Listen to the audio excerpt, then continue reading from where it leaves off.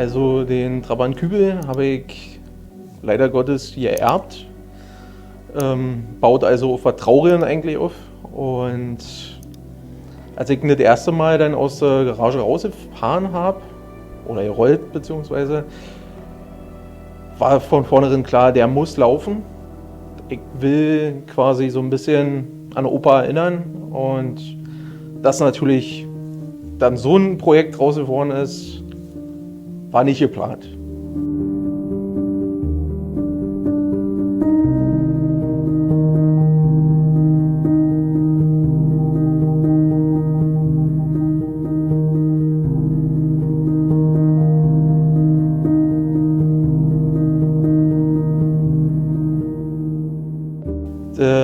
Historisch gesehen ist das Auto in Strausberg stationiert gewesen, auf dem Sportverbandgelände. Und mein Opa hat da damals gearbeitet und auch als Boxtrainer dort junge Leute zum Boxen trainiert und hat den dann übernommen.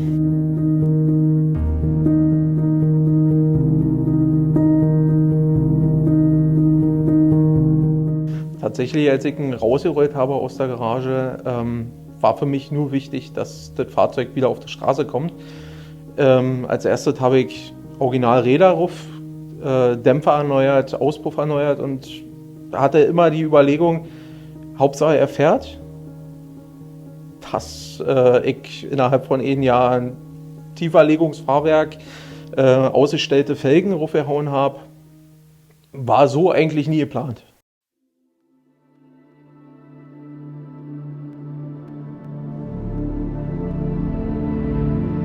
Den Trabant Kübel macht an sich die Kübelform so besonders, weil A, jappet den nicht für die breite Masse. Das ist wirklich ein Fahrzeug, kommt vom Start damals, von der Grenzer zum Beispiel oder vom Forst und ist erst im Nachhinein für die breite Masse im Tramp-Form freigegeben worden. Und gerade der jetzt mit Originallack so nochmal einen zu finden, wird schwierig. Ich habe den mit knapp 2000 Kilometer auf der Uhr. Habe ich den aus der Garage rausgeschoben und dachte auch immer so, der Tacho kann nicht stimmen. Aber tatsächlich auf dem Papier mit dem Kaufvertrag quasi stand der Kilometerstand drauf. Da war ich ein bisschen überrascht. Sauerkrauts, made for petrolheads. Hi, ich bin Max, komme aus Strausberg und heute zeige ich euch mal meinen Trabant Kübel.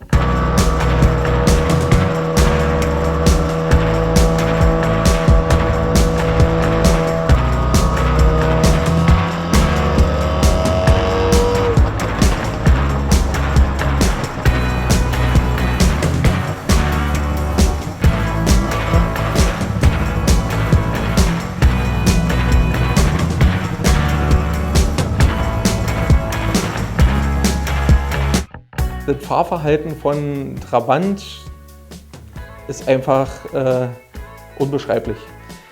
Du fährst mit der Krückstockschaltung, du musst den Gang wirklich noch fühlen. Also butterweich geht da nicht immer alles. Und auch das ganze Handling.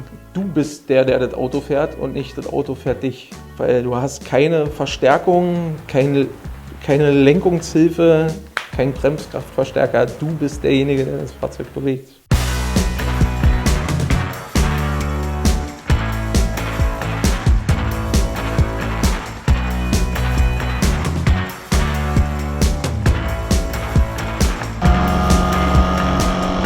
Speziell für den Trabant Kübel ist der Unterfahrschutz.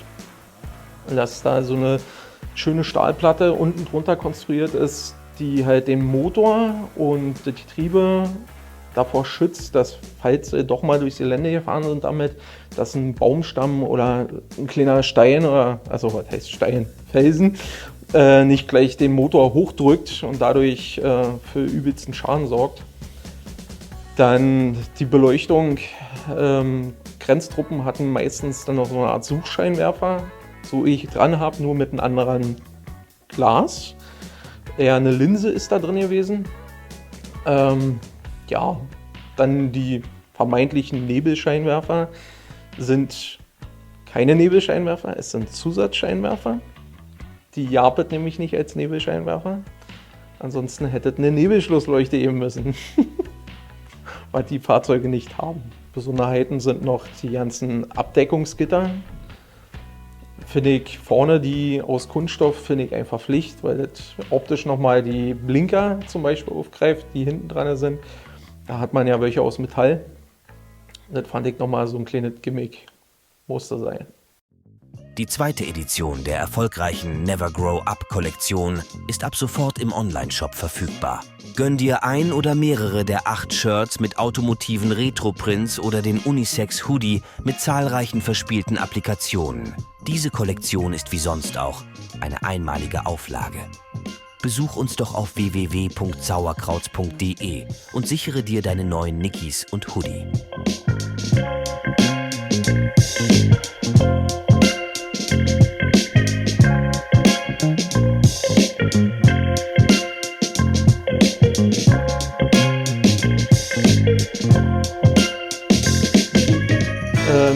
Jetzt sind es BBS 433er, das sind Original-Werksräder von VW und ich habe sie letztes Jahr Hochglanz verdichten lassen, auf Centerlock umgebaut und ja, ich wollte nochmal diesen harten Kontrast von Hochglanz verdichtet zu Patina-Auto, ist meiner Meinung nach immer ein geiles Match, deswegen wollte ich die so haben.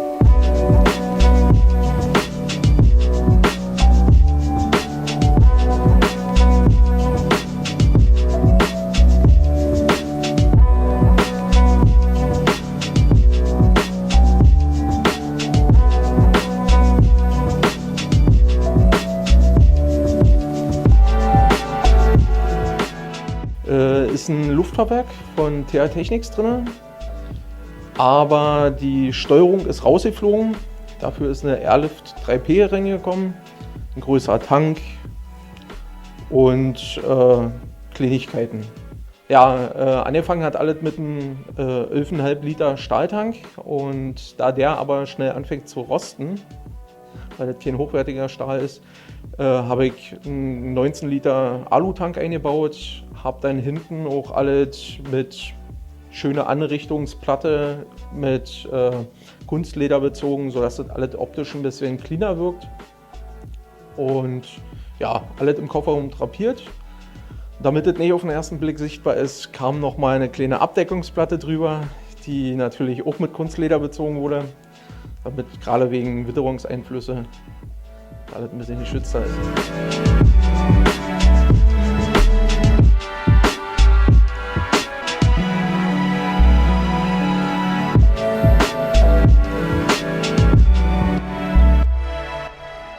Im Motorraum, also von TH Technics kam die Domstrebe samt Verstrebung zu den Blattfedern runter. Dann ist der ganze die ganze Heizungsrohrführung und alles ist rausgeflogen, weil es ein reines Sommerfahrzeug. Machen wir uns nicht vor, wäre zu schade für den Winter. Also ist das alles weggefallen. Vorschalldämpfer wurde umgeschweißt, mit Hitzeschutzband ummantelt, sodass auch da so ein bisschen cleane Optik entsteht. Und ansonsten Kabel ummantelt, sodass da nicht überall zig bunte Leitungen liegen. Das war schon ein Ding, musste sein.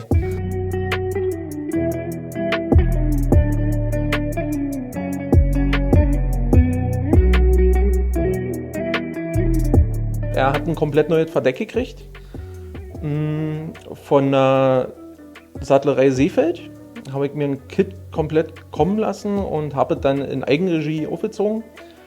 Der Verdeckrahmen, den hatte ich damals aus Sachsen geholt, weil ja der alte gebrochen war und durchgegammelt.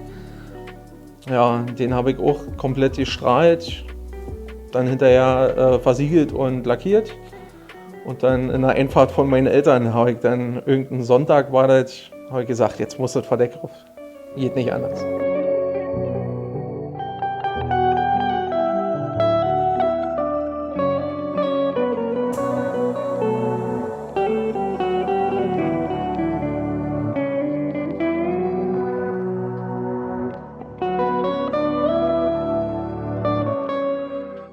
Ja, tatsächlich habe ich beim ganzen Umbau einen DEKRA-Prüfer in der Hand gehabt.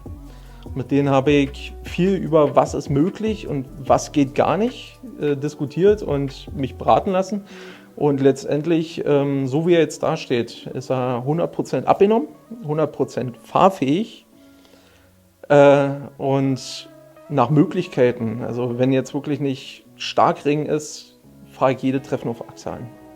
Weil das ist einfach ein Muss. Ich habe so viel Zeit und Liebe investiert, das kann ich nicht auf den Trailer packen.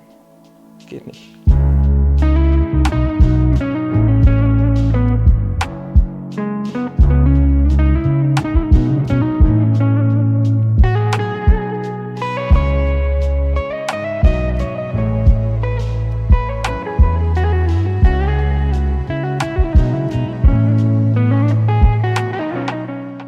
Ja, also Pläne für das Fahrzeug. Ich hatte immer noch überlegt, einen zweiten Kompressor, damit gerade das Luftvolumen, die 19 Liter, schneller befüllt werden können. Dadurch die Batterie nicht so leiden muss. Ein Hardline-Ausbau wäre noch eigentlich ganz cool gewesen. Da würde ich mich noch mal mit beschäftigen wollen. Aber jetzt erstmal so eine kleine Abdeckungsluke quasi, damit man in den Kompressor und in den Lufttankraum gucken kann, auch auf Treffen. Wenn das Verdeck geschlossen ist, sieht man es ja so ein bisschen. Aber wenn es offen und ringeklappt ist hinten in dem Bereich, dann sieht man gar nichts davon. Dann heißt es immer, oh, ein tiefer liegender Kübel, ja, aber der ist auf Luft. Und das gibt es ja so eigentlich nicht.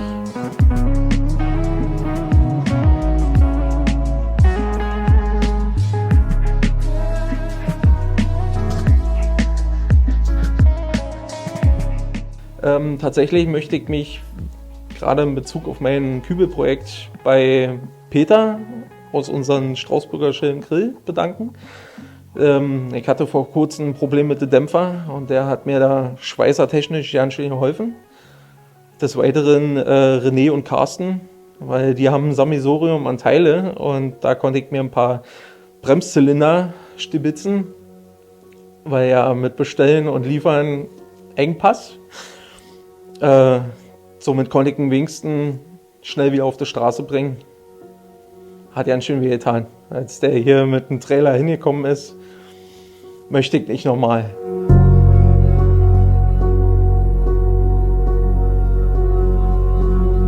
Ja, dicke Danke auch an meine Frau, dass sie mit mir aushält. Gerade mit dem Projekt.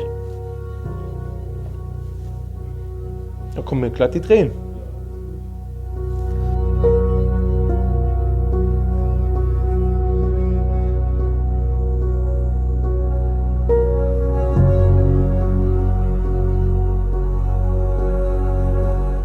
Alle, die ich jetzt vergessen habe, die mir auf den Weg begleitet haben, auch ein fettes Dankeschön in die Richtung, dass ihr die ganze Scheiße mit mir mitmacht.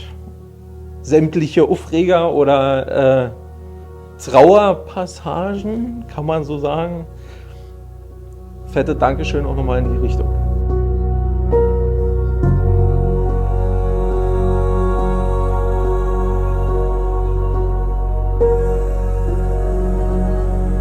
Ja, hoffe, euch hat das Video gefallen. Vielen Dank fürs Einschalten. Falls euch das gefallen hat, lasst ein Like da, kommentiert in den Beiträgen, ob es euch gefallen hat. Und ja, schaltet beim nächsten Mal wieder ein.